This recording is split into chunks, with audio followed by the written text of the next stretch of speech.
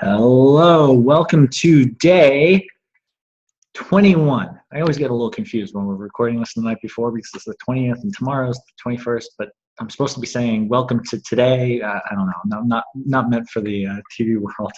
I'm here with my friend Chris, New Leaf meditation instructor and dear friend.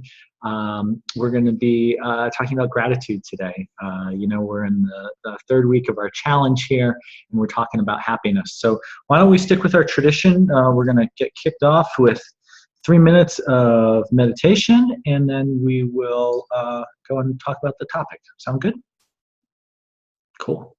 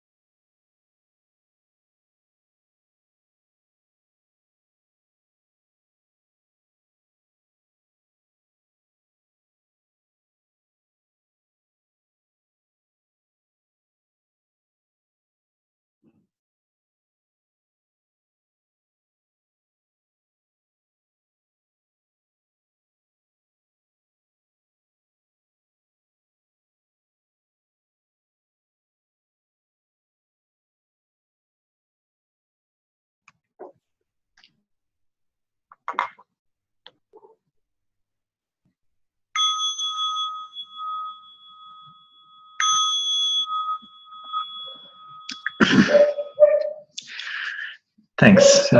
Gosh, I needed that. I was just telling Chris before we got started recording here that I had one of those days. I was out late last night, out the door early this morning. I meditated. I've been running nonstop.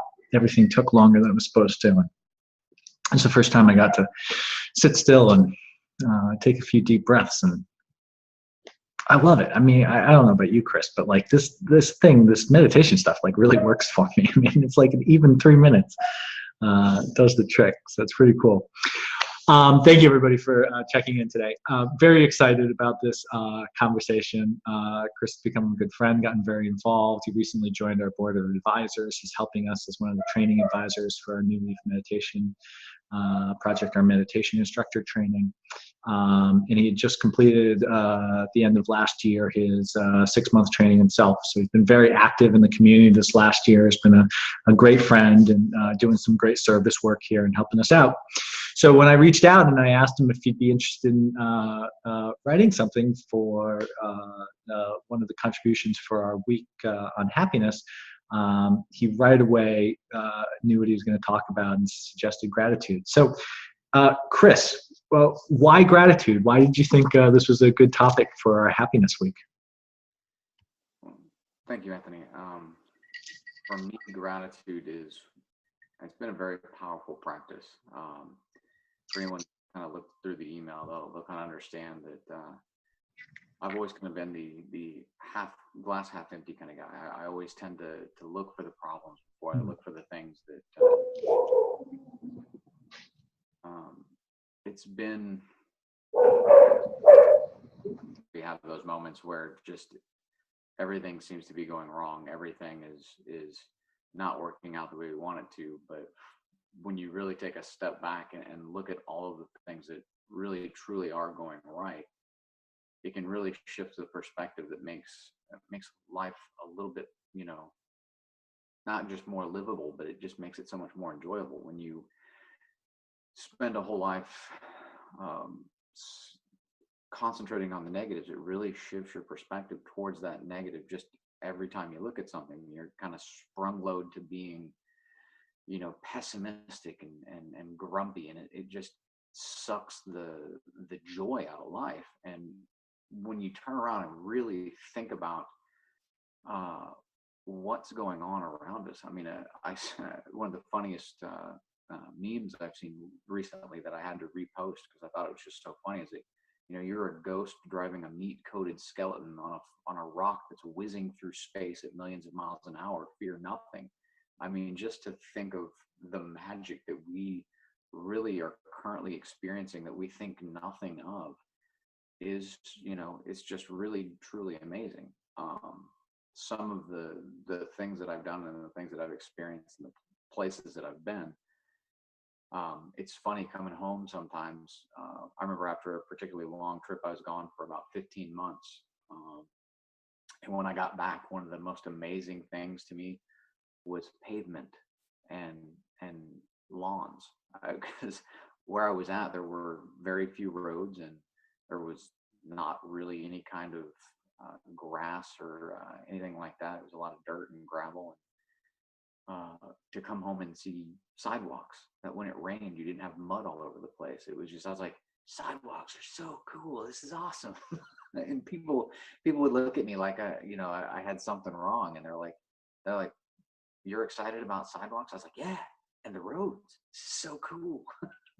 So to be able to appreciate things like that when you can stop and, enjoy the little things that we take for granted every day, it can really enrich your life. Because when you think about, when you're in a relationship with your parents or with your kids or with your spouse or girlfriend or boy, whoever your significant other is that there were so many intricate little things that came together for you to meet.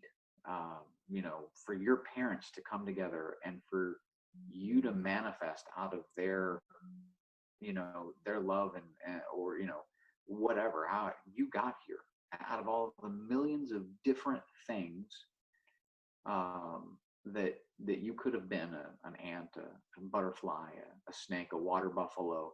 You won the universe lottery to be a person that's aware, that's living right now. You could have been born 200 years ago when a bacterial infection could have killed you, but right now you live in an environment where you can go get an antibiotic. Microwaves. How awesome are microwaves? If it wasn't for my wife, I literally might starve because I don't know how to cook, but I don't really need to because I've got a microwave and I can go to the store and get, these little microwave things. It's amazing. And we take for granted this, really now a global interconnectedness that there's just so much right now. Now, again, this is never to discount the fact that, there really are truly problems. This is not to try to put on a set of rose-colored glasses and be like, oh, no, the world's great. Don't worry about a thing. Because, there are going to be problems, but you can kind of approach those from one to two ways. You can approach a problem and it can be gigantic because your mind is just keyed to, always seek the negative and everything, or you can come to it with a center and a little bit of peace and approach it as a challenge instead of a tragedy. And that's one of the great gifts of actually having gratitude, is it not only gives your point of view a little bit, a nicer point of view for to how to deal with the challenges in the world, but when you deal with other people from a sense of gratitude, I'm incredibly grateful that Anthony, introduced me to the community that I'm part of now. And I'm so happy to be able to be giving back in a positive way, because personally, I felt that, for the last 15, 20 years, I've been doing a lot of taking, and I'm grateful to have an opportunity to where I can really give back in a very positive way. And when you deal with people from a position of gratitude, just dealing with, in my email, one of the things that really resonated with me on this last trip over the holidays, I was sitting there in the car, like a 20-hour car ride, and I was holding my wife's hand, and it hit me. I was like, I am sitting right here, right now, holding my wife's hand, and I have no idea when the next time is going to be that I can just sit here and hold my wife's hand, because anything can happen at any point. And it doesn't have to be a spouse. I mean, it could be your child. Your children grow so fast. I mean, my son is 13 now, and I can remember him being born. He has grown so fast. But on the other hand is, our parents. Some of our parents are still here, some of them aren't. But, from the perspective of a child, you only have so much time to be with your parents. And even if they drive you nuts, you should just at least be grateful that they brought you. You're here. You get opportunity to really see this show, and the gratitude that you can draw from can bring a whole new level of beauty to the life around you. I mean, the ability to look and see a flower and just really appreciate the fact that the universe came together and this flower is right there for you to see at that moment is really amazing. And I know in the beginning of my email, I quoted Tyler Durden, but one of my other just hugely favorite movies was The Last Samurai. And not because I'm really just hot for Tom Cruise, but he is pretty awesome. It's a really good movie. There was the scene where they were in the garden, and Ken Watanabe said, a man can spend his whole life looking for the perfect cherry blossom, and this is not a wasted life. But what really, that was a neat line, and it alluded to the beauty of things. But what was even more amazing is at the end of the movie, where he's dying and he looks up and he sees the cherry blossoms and he says, they're all perfect. I mean, that just blew my mind, because I was meditating at the time, and that really resonated that, the universe, these things all manifest right here, right now, and they were perfect. So let me poke on that, because he made a really beautiful case for gratitude. I love the examples, right? You gave us a lot to really hold on to there. Can you talk a little bit, because I hear it implied, but I think especially for some of the beginners, it might be valuable. Can you talk about how your meditation practice helps your gratitude, or how does your gratitude help your meditation practice? Can you talk about the relationship between those two things a bit? No, absolutely. For me, it is definitely more of my gratitude feeds my meditation practice, and then it's a loop. The biofeedback loop is there. But when I look at really, I've got my gratitude practice is really pretty simple. I wake up in the morning and I try to list at least one thing that I'm grateful for in life. And sometimes it's sidewalks, sometimes it's pavement, sometimes it's just something simple. And then at the end of the day, I try to come back and say, well, this is one thing I'm grateful for that happened today. Sometimes it's I didn't get run over by a bus. Sometimes that's, hey man, I made it home, right? You know, but that gives a lightness, you know, to things. And when you sit down and you just kind of ease into that meditation, if you do that with a sense of gratitude and say, all right, you know, I'm grateful that this happened. I'm grateful that, you know, maybe this didn't happen. I'm looking at things with a sense of gratitude. And then you go into your meditation, you're like, you know, I'm grateful that I know how to meditate. I know how to slow things down. I know how to, you know, do this. You know, sometimes my great gratitude is that I have this tool. And when the mind slows down and it opens up and it allows you to notice those things that you may not have really had the perspective, or the, you know, you see that negativity just kind of sitting there and you're like, I'm not gonna cling on to that. I'm gonna let that go. And you open yourself up to the beauty that gratitude can let in. It becomes very powerful. I mean, it really kind of softens the rough edges a lot. And I've got plenty of rough edges, so that helps. And then it just makes it so much easier to see those difficult areas where beauty really is. And that's been really kind of the ground shaker for me. And it was, you know, it really kind of came out of that one scene where he said it's all perfect. And a lot of times we'll get wrapped up in this idea that things are supposed to be a certain way, but you know, they are the way they are because that's how you know, cause and condition all just came together and boom, this is what happened. And it is kind of, in that sense, perfect, whether or not it's a great thing that we like. But it is just that perfection of, you know, the flaws or the perfection sometimes. You know, if everything was this flat, homogeneous, no change, we wouldn't be able to find that beauty. You know, you can't know the light without the darkness. You can't see the good without the bad. Sometimes you just have to appreciate it is what it is. I know that's kind of a little strange maybe, but you know, when you can see the beauty and you can be grateful for the hard times because they make you appreciate the good times that much more, you know, it's a hard thing to do. That's awesome. The guy who, John Dido Laurie, who founded the monastery where I trained for 6 years, was fond of saying, he said it in all the recordings I listened to hundreds of times over his teachings, you are perfect and complete just the way you are. Everything is perfect and complete just the way it is. And that's challenging at times, you know, in the midst of heartache, in the midst of misery, in the midst of suffering. And I love it. Chris, this is great. I mean, I've really appreciated our growing friendship over the last couple of months, and really appreciated the email for today's challenge. And this was a great reflection. I'm wondering if I can, I'm putting you on the spot here. Maybe we could schedule in some time next week, maybe before or after one of the sessions, or we could do a little standalone.